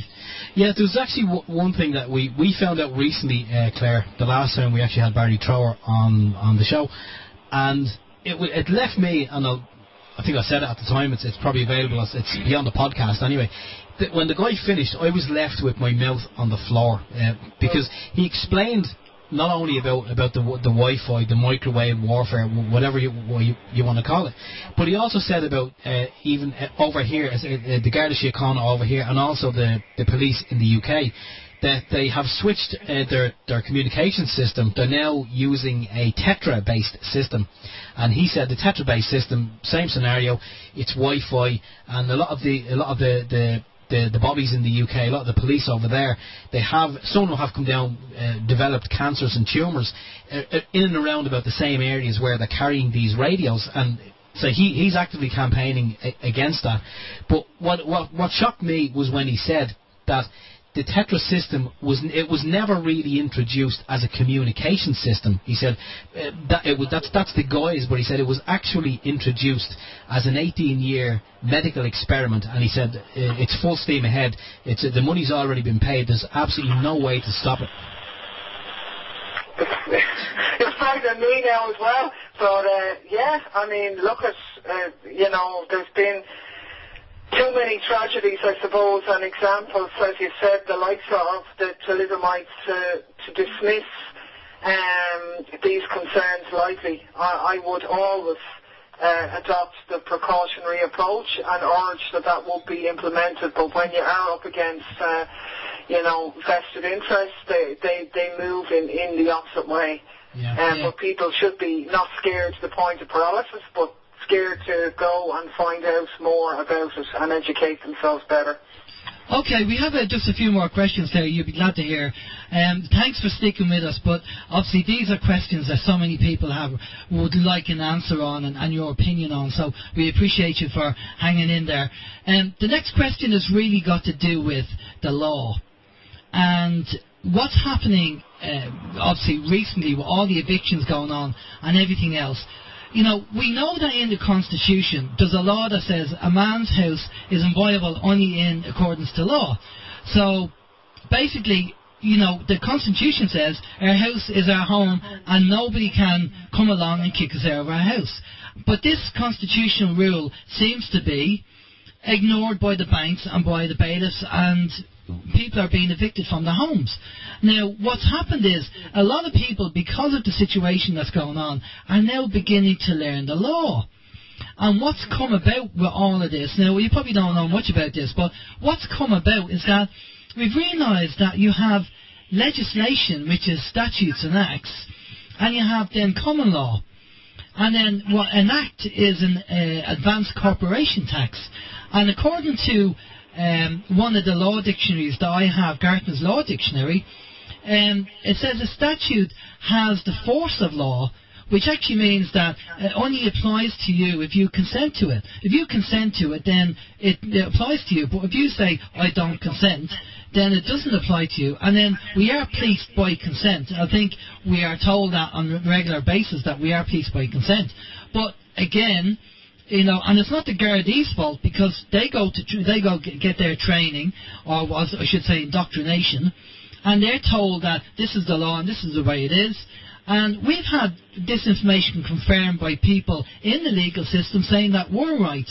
So why are the Gardaí being told the wrong thing, and why are these banks evicting people when it's actually in their constitution that they're not allowed to? Well, as you say, it isn't an area that I would know a huge amount about, but I would say that the law, as it's called, people think of the law as being a system of justice there to protect the population, but in reality the laws that are enforced are normally there to kind of coerce the majority, if for nothing else. And what something might be legal on paper is one thing, but I suppose what it comes down to is how do you, if you have a right to something like illegal, how do you enforce that right? And the legal process is so removed from ordinary people that they become intimidated by the courts or by the, legal establishment or the Gardaí or whatever, because the system is in place to protect really those who are in power. But I don't know, is there a basis to a lot of the common law arguments? There probably is something in it, for sure. but how do you bring that out and how do you exercise that right? You really need people to mobilise behind it, because otherwise I think the courts or the establishment will act in the coercive way in which they do, or they'll use the system to tie people up in knots. Well, I think we need to educate the Gardaí first and foremost, and say to them, listen guys, you are policing by consent, and unless somebody consents to whatever you want to stop them for, then if they say I don't consent, then that's just the way it is, that's the law. But because, again, they've been kind of indoctrinated into the system because it's all about revenue, again, we talked about the Gardaí being a registered business in Dun & Bradstreet, along with all the Department of Transport, Department of the Environment. Now, if you're a registered business, that means you're trading for profit. Now, you would think the government would be a non-profit organisation because they shouldn't worry about making profits. But from myself that worked in the corporate world, and one of the multi-billion-dollar companies I worked for had all what we call cost centres, and they cross-charged their services between each department. So, in my opinion, and this is just my opinion, which is going to be subjective, but basically all these different departments are all cross-referencing, cross-charging because they're profit-based. I know the guards turn around and say, well, we don't have targets, but we know they have targets because the whole idea is to get revenue for the state. It's not an area I would have a huge expertise on, but yes, certainly making money and would be a goal of a lot of these institutions, would appear to be the case, rather than, acting in the common good. Yeah, it's not, don't get me wrong, it's not a get-out-of-jail card. It's nothing like that. It's about respecting our rights. We have rights. We have fundamental rights that can't be given and can't be taken away. Steve, you have a statement on that. Yeah, no, it's just something I read recently that, we do have rights, but if you don't exercise your rights, well, then you have none. If someone is intimidating you, like, it doesn't matter who it is, but if someone is, challenging your rights or treating you in such a way as if you have no rights, and then, if you don't tell them you have these rights, well, then as far as they're concerned, you don't. And if you don't know them, you don't have them. Isn't it the maxim in law? Yeah, there's a maximum law that says that, Okay, Claire, well, we have two more questions for you, and then we'll let you go, because I know you've been brilliant staying on this long. The next thing is just about debt-free money. The fact that we know what happened in the bank guarantee in 2008, we bailed out the banks, they gambled, and we know the whole history behind that.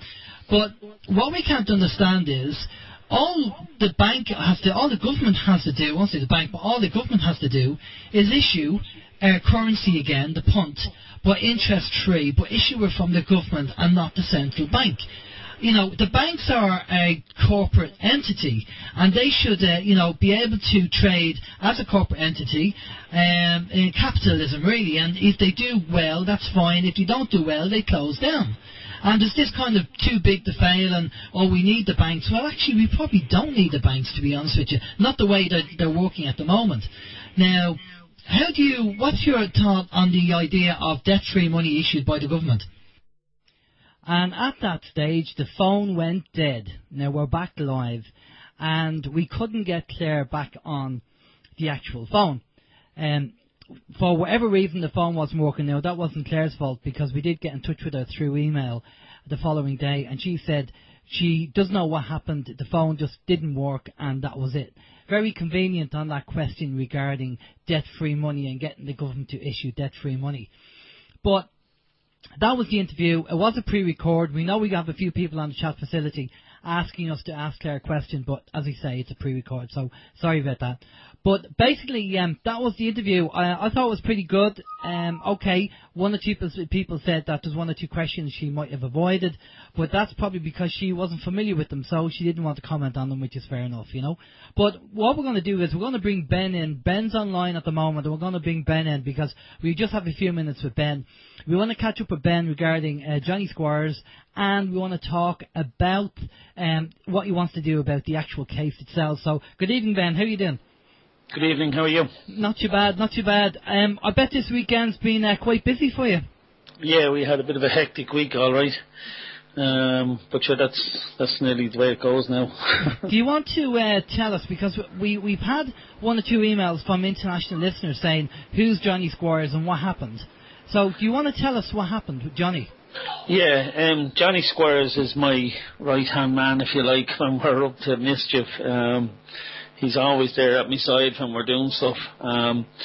We were aware that some summonses had come a long time ago for some driving offences, allegedly.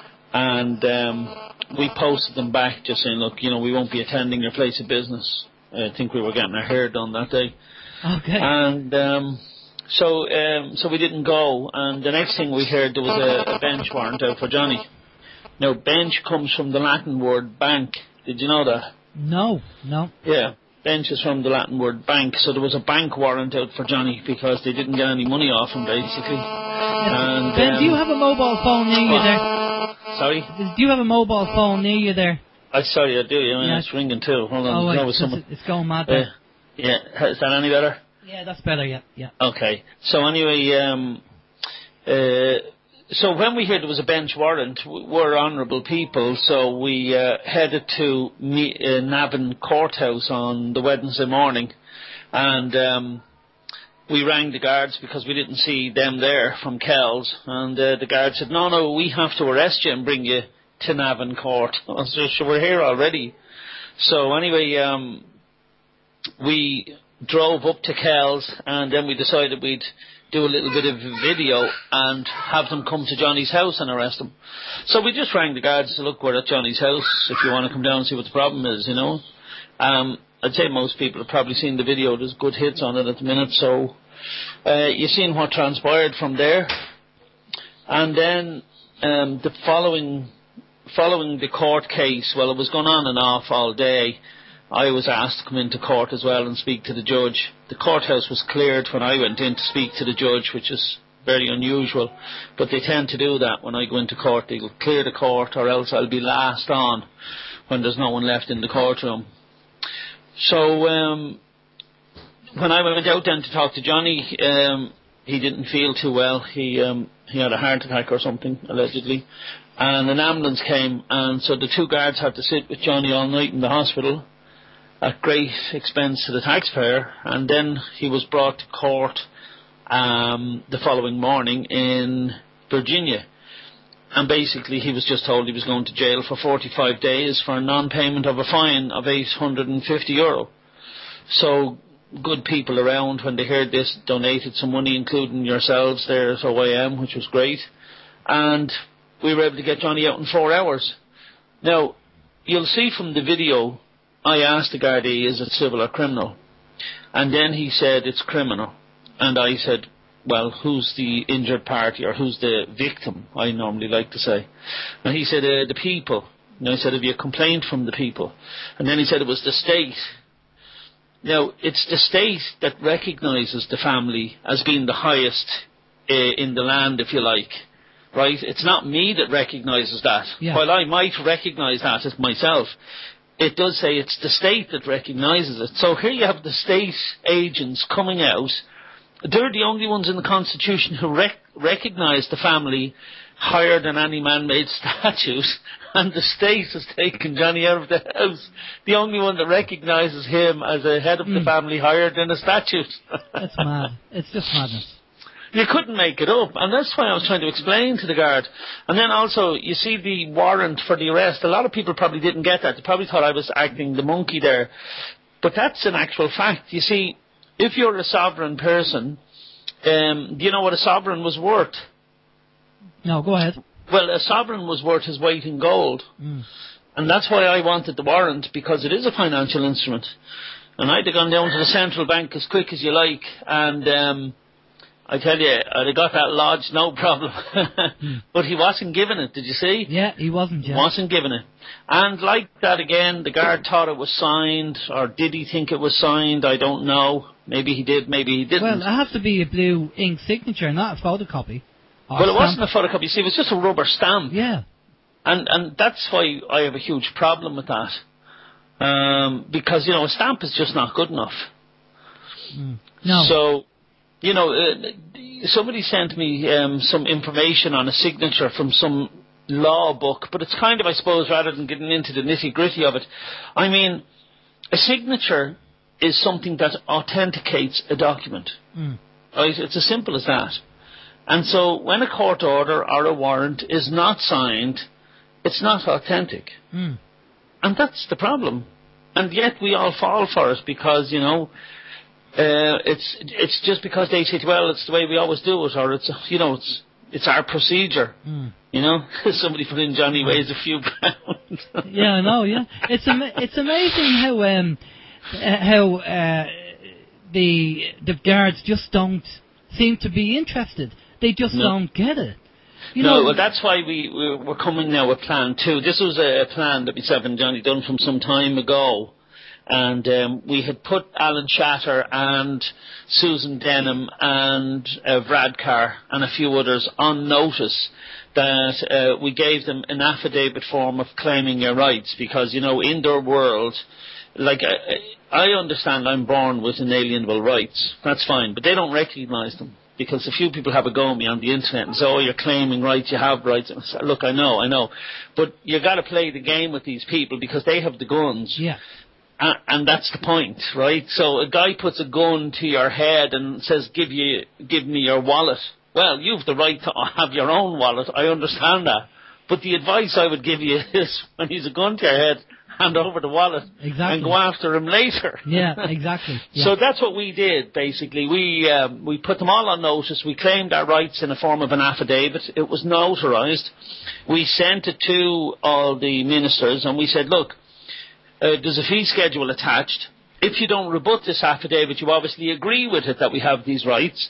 And if you send any of your agents then to detain us or handcuff us or arrest us, we're going to charge you €2,000 an hour. So you can see we got a letter back from the minister basically saying he acknowledged it. So he didn't rebut it, but he acknowledged it. So now we are going to just basically prepare an invoice first for the bill that's owing. Johnny was kept for about 55 hours. That's 110,000. So we're going to go after them, and if they don't pay the invoice, then we're going to go after them in high court case. Yeah. And I think if everybody did this for a small traffic fine, they would stop, because if you can cost them way more than they're getting from you, like all they got from Johnny was €800. But it cost 2 guards to stay all night in a hospital and everything, Yeah. So that's what we're trying to do. And look at whether we win or not in the court is irrelevant. The point is, it's going to cost them huge money in a legal battle. It won't cost us anything. And the next time they do it, we'll do it again. Yeah. Until they recognise that we have certain rights. Yeah. Now you want people to go down to the High Court when this case comes up for support. Yeah, absolutely, because we want to do a court of record within the High Court. That way we are going to bring a stenographer, and of course if they don't call a jury, then the sovereign is the highest in the court. Yeah. So it'll be very interesting to see how that pans out. Let's see if they obey even their own laws, because I have everything in their own law books that talks about the court of record and who's in charge and all of that sort of stuff, and we'll run it from there and see what happens. Definitely. One of the questions on the chat facility was, why didn't they say civil or criminal? But you wanted to play this game because you wanted to bring them into court. Of course. Yeah. Well, we did ask the guard, was it civil or criminal, and he said it was criminal. And then I said to him, well, who's the injured party? And he said, well, it's the people first. And then I said, have you a complaint? And then he realised he hadn't got a complaint, so then he said it was the state.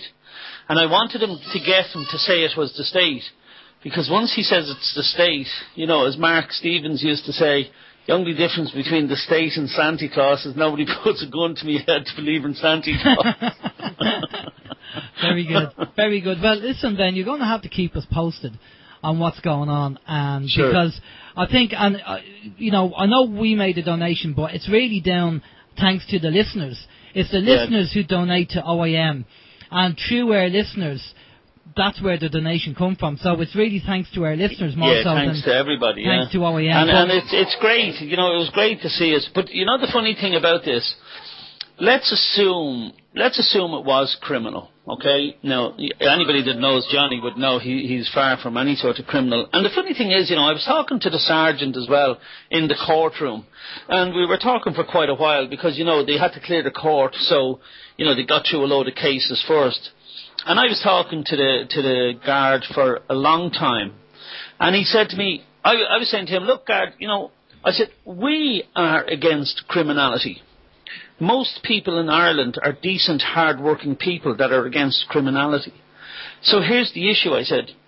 The banks have broke serious laws in this country, have robbed people, and have, put suicides out through the roof. I put a thing on my Facebook yesterday that, that man committed suicide in Priory Hall. That's right, yeah. The wife received a letter saying she still owes €17,000 to the bank. So there's real criminality. And I said to the sergeant, I said, look, sergeant, you and I know a criminal. We've dealt with criminals. We're old enough now in our years to know criminals. And I said, the problem the Gardaí have right now is people like myself and Johnny, who would be respectful type of people. I said, we respect the guards and what they do. But I said, the problem is that you're going to have is when you keep arresting people like us, who will be left to stand up for you? I mean, there's already enough people out there to hate you. And I said, you must know in your heart of hearts that we are not criminal. And yet you are going to go into a court now, because he did admit, look, I know you're not criminals in that sense. And I said, exactly. But now you are going to go into a judge and try to convince him that we are criminal so Johnny will get jail. And he says, I know, but that's just the system. You see, and I just thought, this is crazy. This is crazy. So that they're the issues, about whether it's criminal or not. I mean, everybody knows it's not criminal, and why we have to play this silly game. And then, basically, as I see it, then, and here's the really nuts and bolts of this. When we went up to bail out Johnny, there was another man in jail with Johnny for a very similar offence. Okay? Yeah. And he had no money, and we could get Johnny out. So hands up who thinks that's fair. It says in the Constitution, we're all equal in the eyes of the law, provided you have money, right?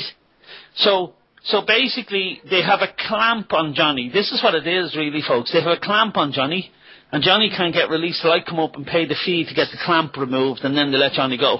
Now, you had to pay the warden. You didn't even pay the court. You had to go to the prison. No, just straight up to the prison, pay the warden, out he comes. Unbelievable. That's like get out of jail free, well, not so much free, but it's like Monopoly where you pay 50 quid to actually get out of jail. Well, if I won the lotto, how many people could I get out of jail? Yeah, see, you know what, I'm beginning to think, and maybe I could be wrong, and I don't know what our listeners, what they think about this.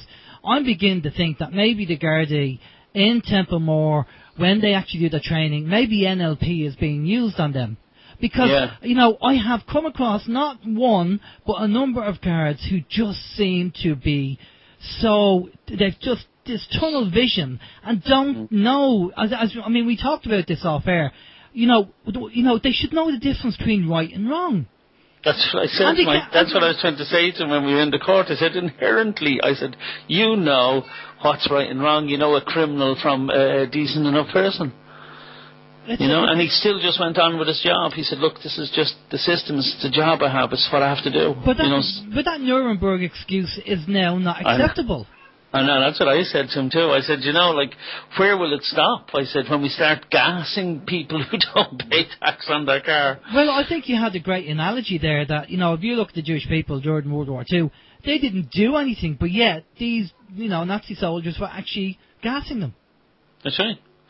Yeah, because it said that in their training manual, you see. Yeah. And you must remember the legal system at the time thought it was perfectly fine.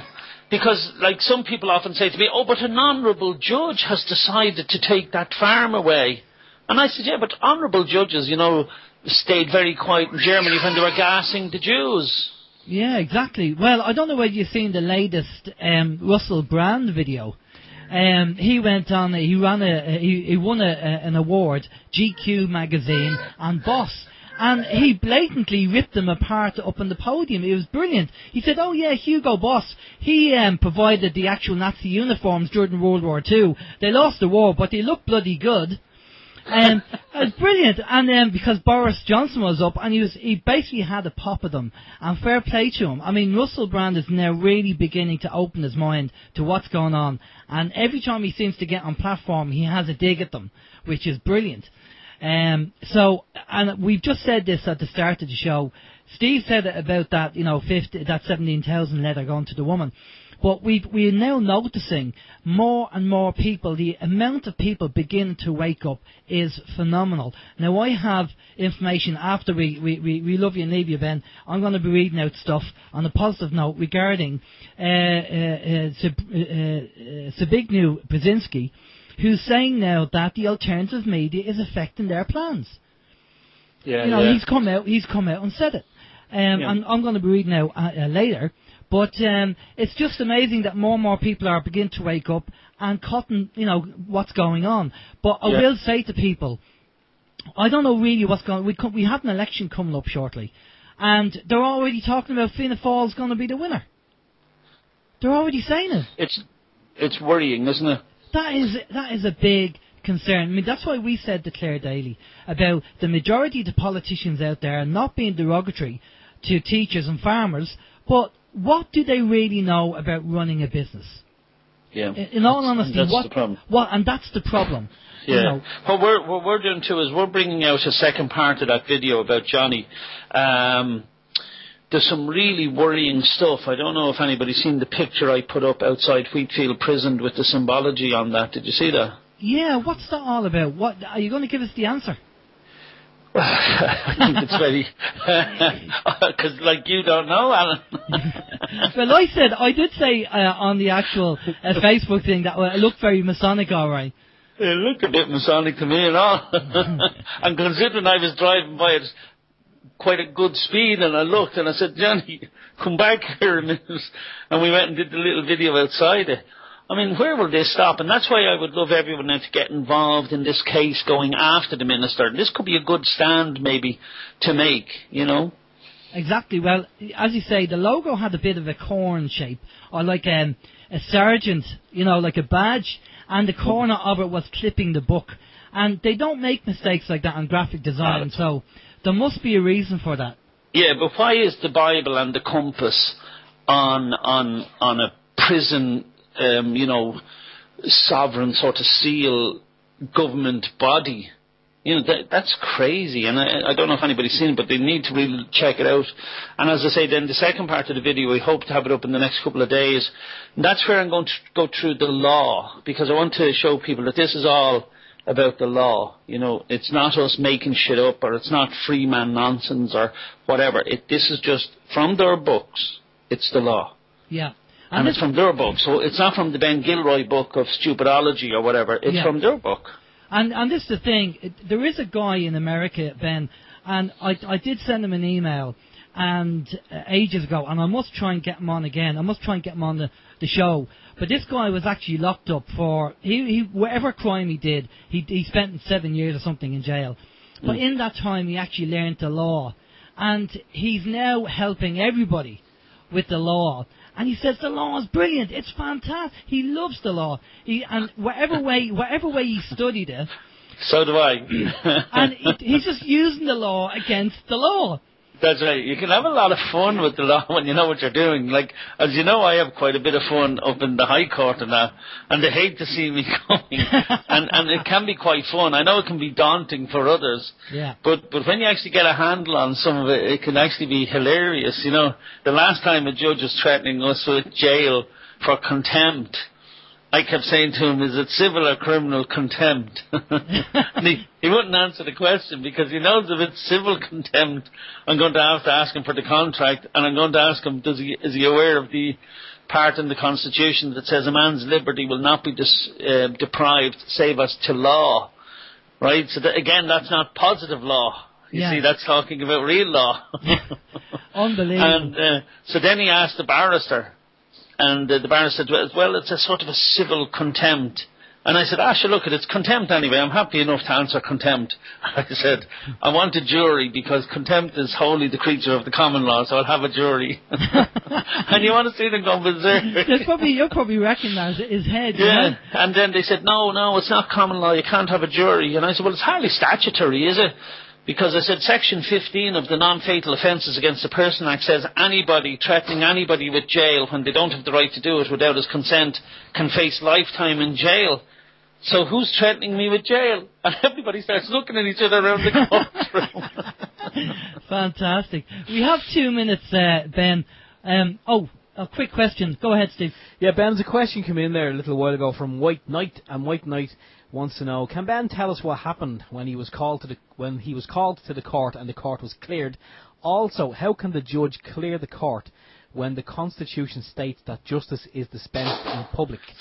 Yeah, well, the Constitution says a lot of things. And it does. I tell you, I had come back in. Johnny was held in a cell in the court.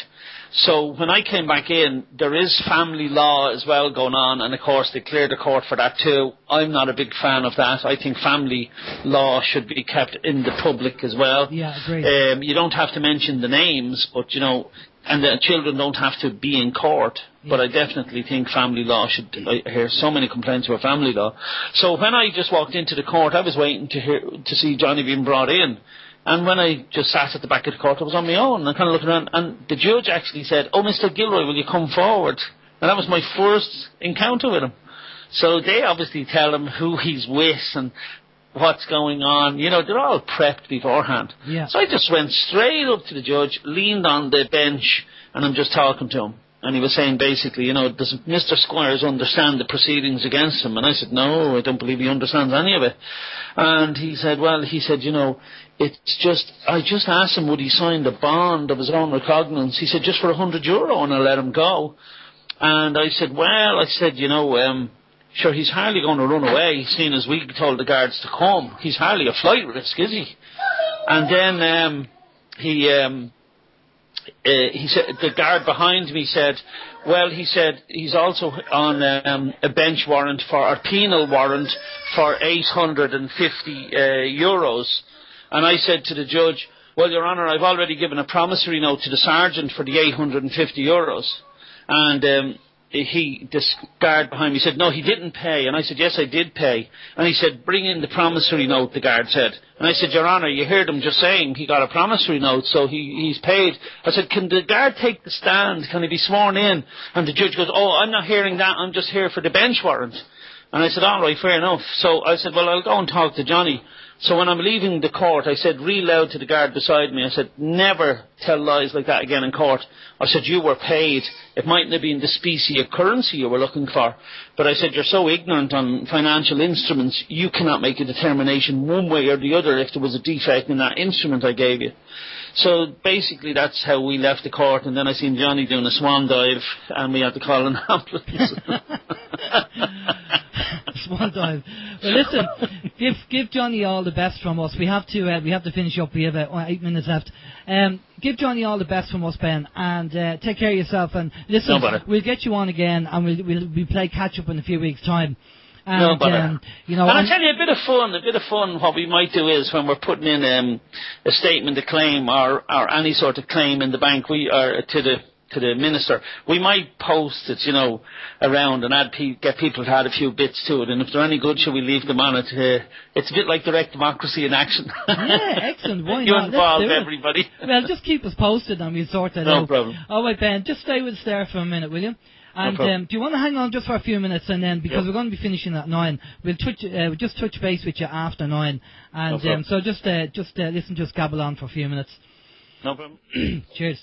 Okay, so that was Ben. We're going to have a quick chat with Ben after 9 o'clock. But I just want to finish with a couple of things. One of the things that we I mentioned earlier about Sabinski or Zbigniew Brzezinski. I was going to say put your teeth in, but bloody hell. I think you want to change your lips as well. I think you want to say it when you're drunk. Probably sound better when you're drunk. I was going to make an attempt there. Zbigniew forget about Zbigniew Brzezinski. Right, we call him Billy Moore. Bob. Bob for short, Bob Murphy. He's one of the architects of the New World Order, and basically he is like a consultant to these global elites. And he said, and I will be sending the link out to this report, but just so you know, Brzezinski's call of warning to the global political awakening has only intensified in recent years. Last year, during a speech in Poland, Brzezinski noted that it has become increasingly difficult to suppress and control the persistent and highly motivated populist resistance of politically awakened and historically resentful peoples. Brzezinski also blamed the accessibility of radio, television and the internet for the universal awakening of mass political consciousness. The major world powers, new and old, also face a novel reality.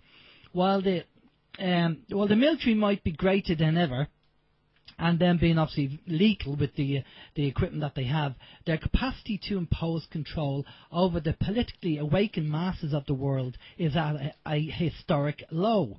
To put it bluntly, in earlier times it was easier to control 1 million people than to physically kill 1 million people. Today it is infinitely easier to kill 1 million people than to control 1 million people, said Brzezinski during a 2010 Council on Foreign Relations speech in Montreal.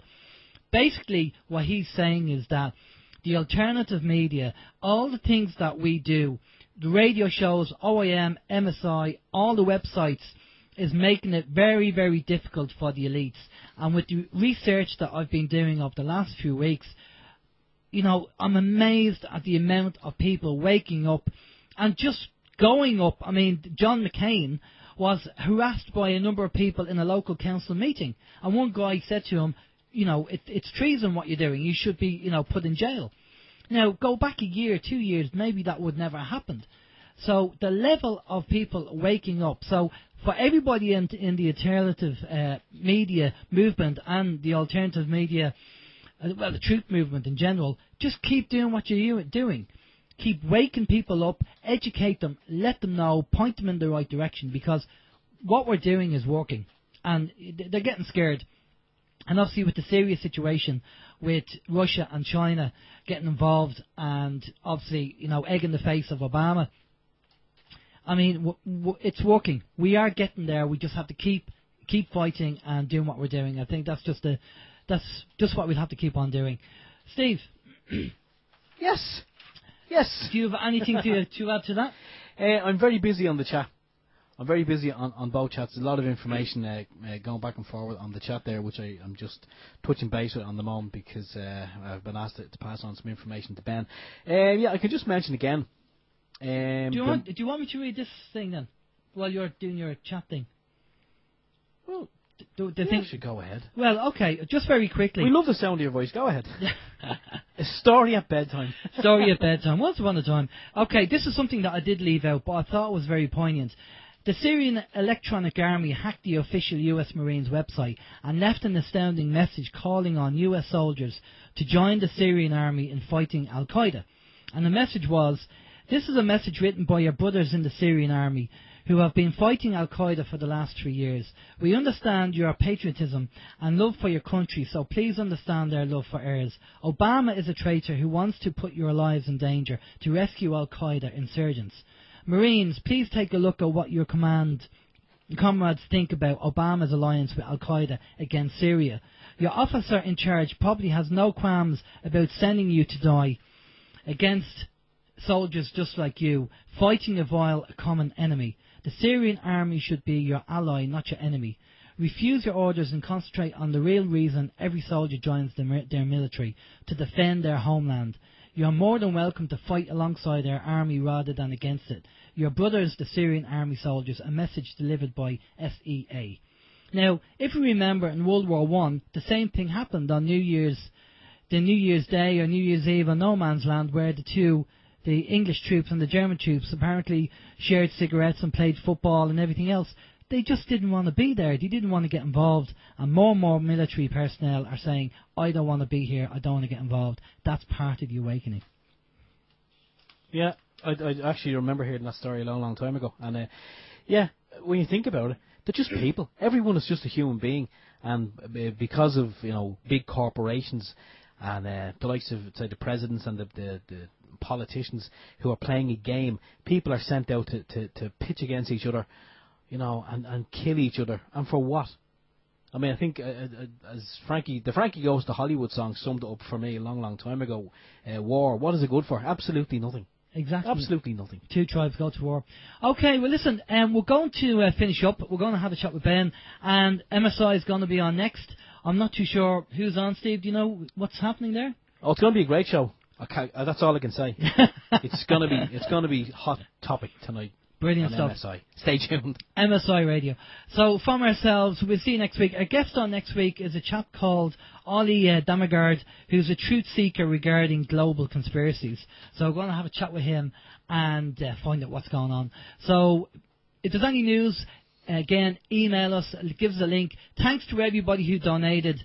Due to your donation, you've kept the man out of prison. For 45 days. He was going to be jailed for 45 days. Thanks to your generosity and your donations, that money went to help keep Johnny out of jail. So thanks a lot to our listeners. Have a safe week. Take care of yourself. Any news, let us know. This is Alan James. Have a good night. Bye-bye. Okay, and I echo exactly everything that Alan has said there. And it's nice to know that Johnny is a free man tonight, and he's at home with his family. So that's a lot of that is thanks to your generosity. So okay, we'll do it all again next week. Stay tuned to MSI. It's going to be good. For myself, Stephen George, very good evening.